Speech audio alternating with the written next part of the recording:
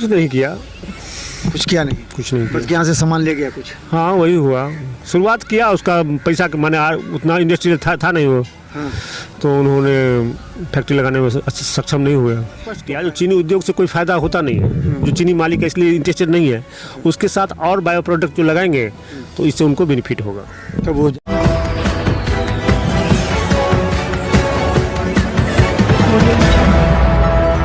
देखिए, एक विभाग के आयुक्त के बयान आ जाने के बाद कुएटी विधानसभा क्षेत्र की जनता में एक खुशी की लहर हो सकती है।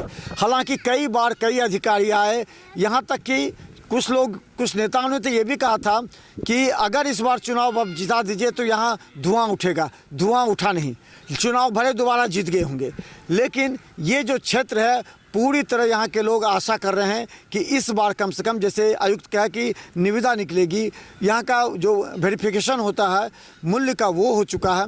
अब यहाँ के किसानों को कहा गया है कि आप गन्ना उत्पादन कीजिए, दूसरा जो पास का चीनी मिल है वो उसे खरीदेगा, जनवरी से संभावित है। लेकिन इस पर क्या कहते हैं मिश्री लाल यादव जो अलीनगर के विधायक हैं, वो भी सुन लीजिए। आयुक्त उन्होंने झंडोत्तोलन किया और कहा कि अब निविदा निकलेगा इसका, तो क्या लगता है कि अब सुरसार चुनाव के समय शुरू हो गई? देखिए, मैं बता रहा हूँ, ये रैयाम चीनी मिल केवटी प्रखंड के अंदर है और रैयाम चीनी मिल से लगभग 2 किलोमीटर की दूरी पर मेरा घर है और केवटी और रैयाम से मेरा लगाव भी रहा है। मेरे संघर्ष की भूमि रैयाम भी रहा है। वो चीनी मिल का जमाना हो या चीनी मिल का जमाना मुझे नहीं रहा हो, मुझे सबसे बड़ी दुख है जो रैयाम चीनी मिल जो गरीबों को जीने का एक सहारा था वो बरसों से बंद है। कई बार उच्चाधिकारी आके घोषणा किए हैं जो रैयाम चीनी मिल चलेगी, सदन के अंदर भी हमने बराबर आवाज लगाता रहा है, लेकिन रैयाम चीनी मिल आज तक चल नहीं पाया है। ऐसे नेता भी आके वहां भाषण दिए हैं जो आप मुझे वोट दीजिए, अगर रैयाम चीनी मिल का धुआं नहीं देखे आप लोग देखिएगा तो हम धुआं नहीं दिखाएंगे, मतलब फिर दोबारा आपसे वोट मांगने नहीं आएंगे। मेरे जैसे लोगों का कहना है कि ईख आयुक्त अगर घोषणा किया है और झंडोत्तोलन किया है जो इस बार चीनी मिल चलेगी, तो मैं उनको बधाई देना चाहता हूं। मेरा एक शर्त है कि जिस ढंग से उन्होंने घोषणा किया है उसी ढंग से रैयाम चीनी मिल को चालू करें, नहीं तो लोग आंदोलित है। रैयाम चीनी मिल अगर वो चालू नहीं करते हैं, ये जो 68 से 72 एकड़ जमीन है वहां अगर चालू नहीं करते हैं तो आवास की भी बड़ी आवश्यकता है। लोग चाहता है कि इस जमीन पर मैं अपनी झोपड़ी खड़ा कर दूं। अगर कोई झोपड़ी खड़ा करता है और रैयाम चीनी मिल चालू सरकार नहीं करती है तो इसके लिए पूरी जवाबदेही ईख आयुक्त और जो लोग घोषणा करते हैं उनकी होगी। इसलिए मैं आग्रह करता हूं कि रैयाम चीनी मिल इस सीजन में चालू हो, नहीं तो यहाँ बड़ा आंदोलन भी खड़ा हो सकता है। क्वेश्चन की तो नमस्कार, बिहार मिथिला न्यूज में आपका स्वागत है। मैं हूं मनोज। देखिए, जब भी चुनाव आता है उससे पहले राजनीतिक गतिविधि और राजनीतिक मुद्दे उखड़ जाते हैं। हम बता दें 15 अगस्त को एक विभाग के आयुक्त यहां आकर झंडोत्तोलन किए, उसके बाद से मुद्दा क्षेत्र में गर्म हो गया है। ये हम बता दें, ये बिहार सरकार की संपत्ति है। ये आपको रैयाम चीनी मिल जहां पर हम हैं, ये चीनी निगम लिमिटेड गन्ना उद्योग विभाग बिहार सरकार के द्वारा अधीन है। यहाँ ये भी लिखा गया कि अनाधिकार आवासन एवं प्रवेश वर्जित है, उल्लंघन करने पर कार्रवाई की जाएगी। लेकिन अनाधिकृत 68 एकड़ की जमीन, हमारे साथ केयर टेकर हैं, आइए हम आपको दिखाते। देखिए, ये पूरे 68 एकड़, लगभग 68 एकड़ से 70 एकड़ का यह पूरा क्षेत्र है। यहाँ कभी अंग्रेज के समय से जो प्रारंभ हुआ था, जलभंगा महाराज के द्वारा गया था, यहाँ चीनी मिल, ये चीनी मिल यहाँ के आसपास के हजारों किसानों को रोजगार और जिंदगी को उनका आर्थिक उद्योग था जिसे बंद हो गया है। कई बार चुनाव में ये मुद्दे उठते हैं, लेकिन फिर चुनाव समाप्त होते ही मुद्दे दब जाते। केयर टेकर हमारे साथ हैं, क्या नाम आपका? बैद्यनाथ सिंह। अच्छा बैद्यनाथ जी, ये कब हुआ था प्रारंभ और क्या कहानी है? ये तो नया एक कंपनी लिया था तिरुतो इंडस्ट्री लिमिटेड करके, 10 में। 21 में उसका लीज डीड समाप्त हुआ कर दिया गया। तो 10 से 21 उसने क्या किया? कुछ नहीं किया, कुछ किया नहीं, कुछ नहीं बस किया। यहाँ से सामान ले गया कुछ। हाँ वही हुआ, शुरुआत किया उसका पैसा माने उतना इंडस्ट्री था नहीं वो, हाँ। तो उन्होंने फैक्ट्री लगाने में सक्षम नहीं हुआ। तो पहले उन्होंने तो पैसा दे करके यहाँ पर थी निविदा लिया था ना, निविदा लिया, फिर बाउंड्री वाल वगैरह क्या, और फिर पैसा के अभाव में। वो अच्छा ये बाउंड्री वाल उसी के समय में हुआ, उसी को। 2010 के बाद। हाँ तो उस समय अशोक यादव चुनाव जीते थे यहाँ से। हाँ, जीते थे। उसके बाद उन्होंने बुलाया था। अच्छा ये जो सामने दिख रहा है वो क्या है? वो बंगला सब था, जो अधिकारी सब रहते थे ना, जीएम मैनेजर इंजीनियर वगैरह का बंगला सब था। अच्छा एक चिमनी हम देखे थे कुछ साल पहले, वहाँ तो उस समय चिमनी था। हट गया। वो चिमनी भी लेके चले गए। मंदिर एक बचा है। वो मंदिर है, ये पूरा कितना जमीन होगा ये? ये पूरा बाहर भी है, अब सब मिला कर 68 एकड़ है। 68 एकड़ जमीन है। अच्छा क्या लगता है कि अभी 15 अगस्त को आए थे, एक ही विभाग के आए थे आयुक्त, उन्होंने झंडोत्तोलन का उन्होंने निविदा निकाली, आशा जग गया फिर क्षेत्र के लोगों को। जी जी। तो क्या आए थे, क्या बोले, क्या किन उन्होंने जोर दिया, किसानों के साथ भी मीटिंग हुई, उनकी यहाँ के क्षेत्रीय किसानों के साथ मीटिंग हुआ। जिनका पैसा बकाया था?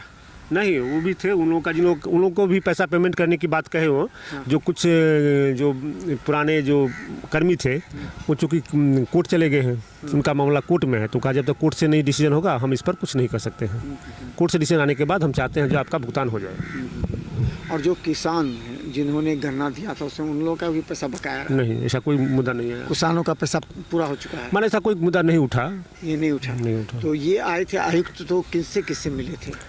यहाँ किसान लोग थे, बहुत सारे क्षेत्र के किसान सब थे, सबने अपना अपना रखा मांग। स्थानीय विधायक या सांसद किसी से मिले भी या उनसे बातचीत हुई इनकी? नहीं, राजनीतिक नहीं, चूँकि उन्होंने कहा हम बिहार सरकार के हैं, तो हमें नेतागारी माने पॉलिटिक्स की बात नहीं, हम चाहते यहाँ हैं। राजनीतिक विकास के लिए चीनी उद्योग प्रारंभ करने के लिए कुछ तो ऐसा होगा? हाँ उन्होंने आश्वस्त किया किसानों को, जो हम प्रयास में हैं, जो प्रक्रिया होती है SBI कैप द्वारा जो इसका मूल्यांकन होता है, मूल्यांकन काम हो गया है। मूल्यांकन हो गया इसका? मूल्यांकन हो गया। अच्छा। और बहुत जल्दी हम चाहते हैं कोई गन्ना आधारित उद्योग ही यहाँ लगाए, उसे आदमी को हम देना चाहते हैं जिसके पास जो सक्षम हो। लेकिन यहाँ गन्ना आधारित उद्योग के लिए तो सब समाप्त हो गया, यहाँ चीनी मिल का कुछ अस्तित्व ही नहीं है। नहीं ऐसे माने इन्वेस्टर को देना चाहते हैं, उनका जो कुछ और उद्योग भी लगा सकता है वो कि नहीं, चीनी उद्योग? चीनी उद्योग के साथ उनका जो बायो प्रोडक्ट है, जैसे इथेनॉल, एक खाद हुआ, जैसे जो उसका बायो प्रोडक्ट होगा, तभी उन्होंने स्पष्ट किया जो चीनी उद्योग से कोई फायदा होता नहीं है, जो चीनी मालिक है इसलिए इंटरेस्टेड नहीं है,